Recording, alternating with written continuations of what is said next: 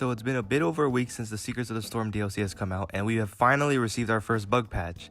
It doesn't address everything, but it fixes the most egregious bugs so far, and Gearbox has promised that they're going to address many of the gameplay elements in the DLC. So today, I thought it could be interesting to see how the two DLCs do in a head-to-head comparison against each other. I want to look at Secrets of the Storm fairly and highlight where it currently falls short, but also where I think it succeeds.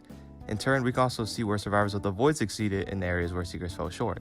I'm not a pro or anything, but I've played the DLC for well over 50 hours. While there are things I like about the DLC, I want to preface that I'm not a Gearbox shill. I think it's pretty disingenuous to say that the Secrets DLC has nothing good about it, so if you're here to see me only talk about the negatives or bugs, you're in the wrong place. And I'm not trying to downplay how bad the bugs were. In my 270 hours of playing this game, I got my first ever crash because of this DLC patch. Not the current one, I'm talking about before. The bugs really sucked and were frustrating as hell, believe me, I know. I am not excusing the devs for releasing the DLC the way they did, but I am choosing to move past that and look at the DLC as fairly as I can. A ton of other people have already torn through Secrets of the Storm already. All I ask is that you come to this video with an open mind. This comparison is simply for fun and my own personal opinion.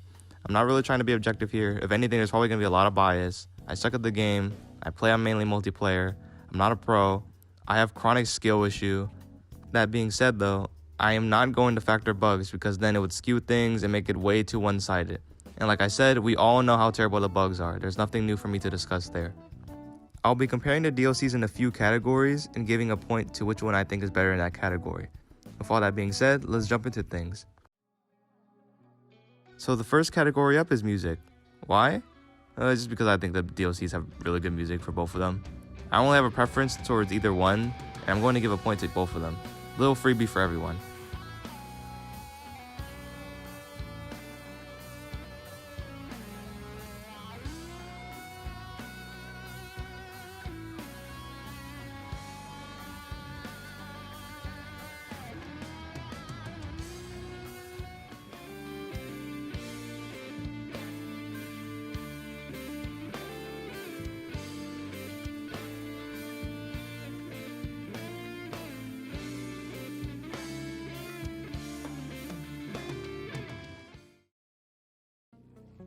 Alright, so we'll be moving on to our first actual major important category, which is Survivors. And it's basically an issue of quality versus quantity when it comes to the two DLCs. Railgunner and Void Fiend both feel extremely powerful, feel unique, their playstyle is really different from every other Survivor, and they feel great to play in my opinion. On the other hand, Seeker, Chef, and False Sun all feel either a bit undertuned or unpolished. I don't hate them though, they're all solid-ish additions to the game. As for alternate abilities, Railgunner has 3 different ones that you can unlock, Void Fiend has none, and the Seeker Survivors each have 1 unlockable. But while you have more characters and variety to technically play around with in Seekers, I'm giving the win to Void here. I love how powerful Railgunner and Void Fiend are. They're always fun to play, and they feel perfectly integrated into the game. Now for stages, things get a little bit interesting here. I won't be counting boss stages, only regular ones. Now, the Void DLC has 3 new stages, 1 each for stages 1, 2, and 3. The Seekers DLC has 1 each for 1, 2, 3, and 5 respectively. All of the Void DLC stages are part of the random map pool, whereas only the stage 1 and 5 for Seekers are part of the map pool. The only way for you to access Treeborn Colony and Reformed Altar is either by doing the Halcyon Shrine on the stage 1 maps or through the Bazaar. This does mean that you're probably going to see the Void DLC stages more often. Also, many of the Secret DLC stages have different variants upon looping, which is a nice touch. Now let's compare the maps directly against each other based on their stage number. For stage 1, we have Siphon Forest versus Shattered Abodes. Now this is going to be very close as I like them both a lot. Shattered Abodes is massive, but you can see everything still pretty easily, and the same can be said for Siphon Forest, and I really like the snow aesthetic. They're both excellent stage 1s. But for stage 2, I don't really like Aphelion Sanctuary that much. It just feels too large for stage 2 when you're still kind of low on items. It feels like a slog to navigate through because of how long it takes to go from point A to point B. Reformed Altar though, it's large, but I also like that it's very claustrophobic. There's a lot of tight spaces compared to the huge spacious area of the Sanctuary, which I end up preferring. And for stage 3, I love how small Treeborn Colony is. The layout is simple and really fun to jump around, and it feels unique. No map feels this small and compact. Sulphur Pools is a mediocre map to me. There's really nothing much I can say about it. It's probably my least favorite stage 3 as a whole. The stage 5 map in Seekers is interesting. The vertical layout is really cool, and while I still prefer Sky Meadows, it's a decent map. So overall, based on both quality and quantity, going to give Secrets the win here in the stage category, because while you kind of have to go out of your way to get them, I don't mind at all considering they're all bangers to run around in my opinion. Next up are enemies. Void definitely has way more enemies, that's just a fact, but a lot of the most annoying enemies in the game also come from there too. The Construct boss, Blind Pest, Blind Vermin, Larva are also my most hated enemies to fight. I like Gups though. I feel indifferent to all the actual Void enemies themselves, like Void Devastators and Jailers. The secret enemies are alright I guess, nothing really extraordinary or crazy. Scorch Worms are kind of annoying to fight though. Each DLC also brings 2 new elite types. Void brings Mending and Void, while Seekers brings Gilded and Twisted. Mending enemies are fine, they're kind of annoying when they keep healing the boss, but they're nothing too crazy. I think Void enemies are pretty interesting though. They're super dangerous, and even after you take one down, you still have to chase the little Void bug thing to prevent it from corrupting other enemies.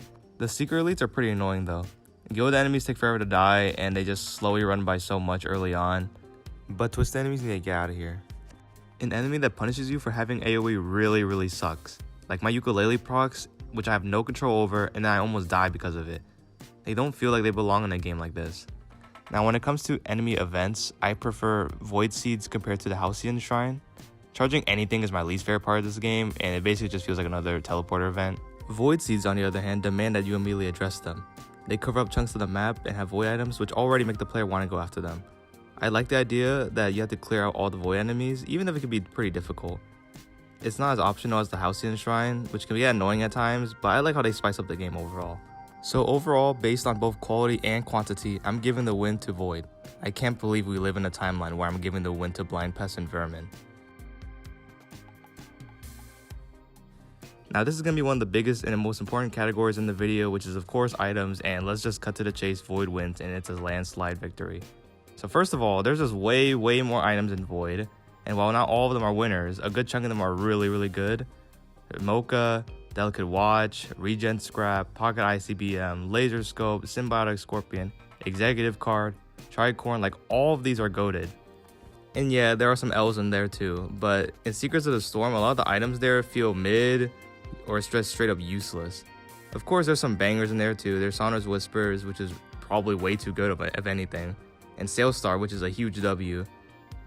But what really pushes Void ahead of Seekers are of course Void items.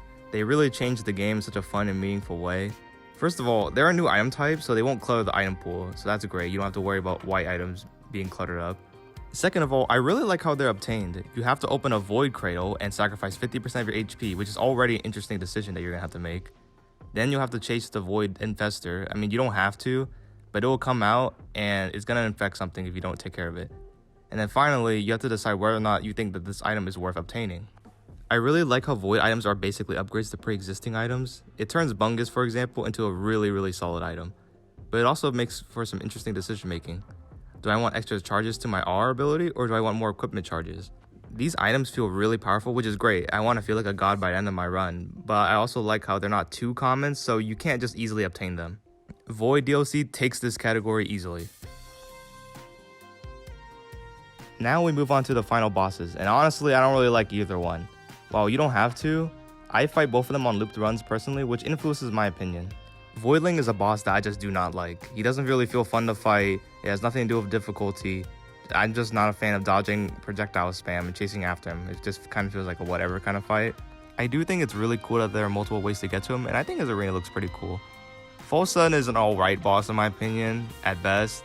He's not the most fun for me to fight. I like his phase 1, but phase 2's laser attack feels too oppressive, and phase 3 locking all of your abilities can be kind of bleh. But I think he can be decently fun to fight at times. I think if you're fighting him on stage 1 to 4, then yeah, he's going to suck. But as someone who loops pretty often, I find myself enjoying him a decent amount. I never find myself ever enjoying Voidling though. I think if you play single player or don't loop as much, you'll probably enjoy Voidling more. For me, I play mainly multiplayer and loop all the time, so False Sun takes the win. I like how chaotic the fight can feel, even with all the BS he throws away. Yeah, he has a lot of glaring issues, and yeah, I'm using the anything is fun with friends excuse, but at least I have fun with him sometimes, unlike Voidling. Next, we have content/replayability, and this is probably going to be my most controversial category, and it's probably biased because of how I felt about the last category. I think Seeker actually wins out on this. Now let me explain. Void does have the Simulacrum, which is a whatever game mode to me. It's cool that it exists, but I don't really play it. Seeker, on the other hand, has a artifact, which is okay, I guess. I mean, I don't really care to play with it on either. But what really makes Seeker win out for me is survivor content. You have Void Fiend to unlock, 3 challenges for Railgunner, 1 skin for Railgunner, and 1 for Void Fiend. In Seeker, you have 2 survivors to unlock, each with 1 challenge to complete, with 15 different skins to unlock, with 2 more if you own the Void DLC. I really love this. It gives me so much more reason to play the game, and I have something to work towards now. It gives me a reason to play the survivors that I haven't played in a long time too. Like for example, I almost never play Rex, and now I'm playing him and having fun with him again. When I'm playing all these different survivors again, it makes the game feel really fresh every single time I try and unlock a skin. It's not going to be easy, and there's probably going to be a lot of BS because of False Sun, but overall, I really enjoy the replayability factor of the Seeker DLC. I'm still missing quite a lot of the skins, and we're probably working towards them for a while. If you hate the False Sun fight, then the replayability factor for you is probably going to be very low. But for me, it gives me all the more reason to go on Discord and say hop on Risk of Rain to my friends. The final category, which is the main reason as to why so many people are disappointed with the Seekers DLC, is overall quality. And there's no doubt about it, this DLC feels very rushed. While Void has its own fair share of problems, everything in it still feels pretty polished. It should be obvious as to why too, since Hoppu understood their own game of course, and they were given the proper time to work on it. Everything feels like it was added with purpose and was fully realized. It feels like such a clean addition to the game. But Seekers, on the other hand, feels unfun or clunky at times because some things just don't really mesh well with the game or feel unfinished. When survivors and items are such a fundamental part of the game and they're lacking, the quality of the overall DLC just feels off. Doesn't help that the addition of twisted enemies feels very anti-Risk of Rain. I would not want to change much about Void, but there are areas where Seekers could use some tuning. And with that said, Void takes the win in this category.